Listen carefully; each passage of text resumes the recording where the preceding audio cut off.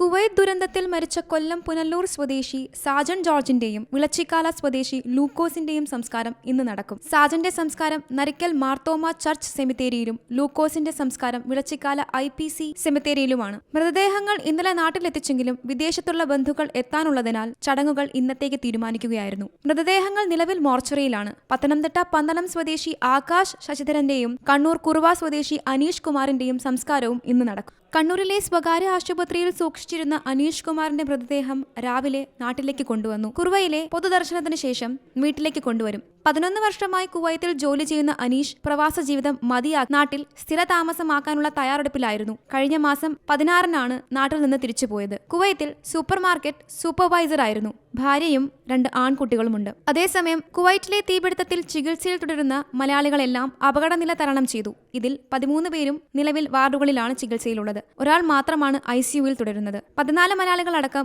31 ഇന്ത്യക്കാരാണ് ആശുപത്രികളിൽ ചികിത്സയിൽ തുടരുന്നത്. ഇവരെല്ലാം Al Adan, Mubarak Al Kabeer, Al Jaber, Jahra hospital, Farwaniya hospital എന്നിവിടങ്ങളിലാണ് ചികിത്സയിൽ കഴിയുന്നത്. News desk C Malayalam news.